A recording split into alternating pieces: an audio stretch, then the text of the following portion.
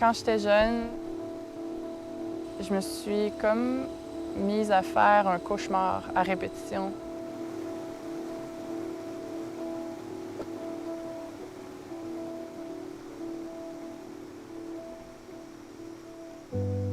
Chaque nuit, je me réveillais en pleurs et j'allais voir ma mère.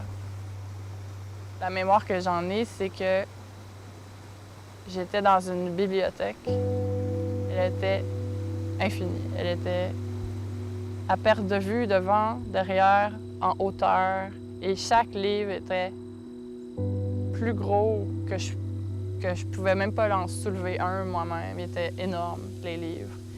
Puis c'était écrit minuscule. Dans chaque livre, l'écriture était minuscule. Puis il fallait que je les lise, toutes, tout le temps. Chaque nuit, il fallait que je lise des centaines et des centaines et des centaines de livres. Ma mère avait fait analyser ce rêve-là. Quelqu'un lui avait dit que j'avais trop de responsabilités pour mon âge, ou que j'étais comme submergée de choses trop grandes pour moi, ou trop de responsabilités. C'est un peu comme ça que je vois mon travail maintenant, parce que je deal avec des idées qui sont comme trop grandes, des projets que théoriquement, je ne serais pas capable de les faire ou de les finir. Puis plus ça va, plus je me dis que c'est pas grave si je finis pas, tu sais. Parce que justement, l'idée d'infini, c'est qu'il n'y a pas de fin. Ça ouvre vraiment beaucoup de portes quand tu te dis c'est pas grave si je finis pas. C'est comme un sentiment de liberté qui est nouveau dans ma pratique, mais que j'aime relier à ce rêve-là de mon enfance. Quand je commence un projet ou quand je m'investis dans une pièce qui demande énormément de temps, je finis par arriver à un point où je suis en méditation. J'atteins un point de concentration qui me purifie d'une certaine façon. Parce que chaque dessin, chaque sculpture est un peu relié à un sentiment ou à une chicane, à un problème, quelque chose qui me chicote, que je dois sortir, que je dois laisser aller, filtrer. Puis quand je m'assis puis je dessine, que ce soit des lignes pendant 6 heures, ou un cercle, ou peu importe, j'atteins ce moment-là où je pense à rien d'autre que ce qui se passe devant moi, au bout de mon doigt, qui est aussi relié à mon poignet et à mon coude et à mon omoplate et à ma colonne. Et ça devient une seule chose. Ça devient une méditation.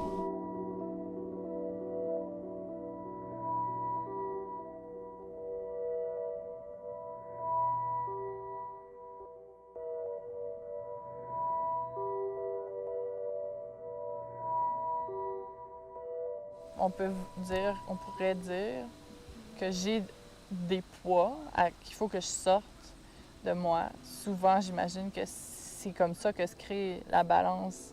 Quand je fais quelque chose de lourd, quelque chose de grand, quelque chose de noir, quelque chose qui est plus à l'intérieur de moi, bien, j'imagine que c'est comme ça que ça se balance. C'est comme ça que je me sens bien, que le travail se sent bien. Puis ça marche.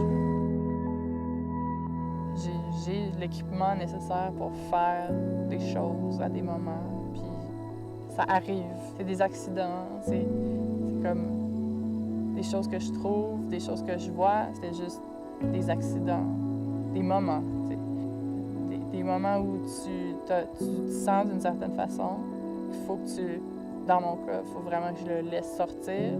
Je cours acheter une feuille de papier, un crayon, je mets la caméra, je suis prête, je pèse sur play, puis je dessine quelque chose, peu importe.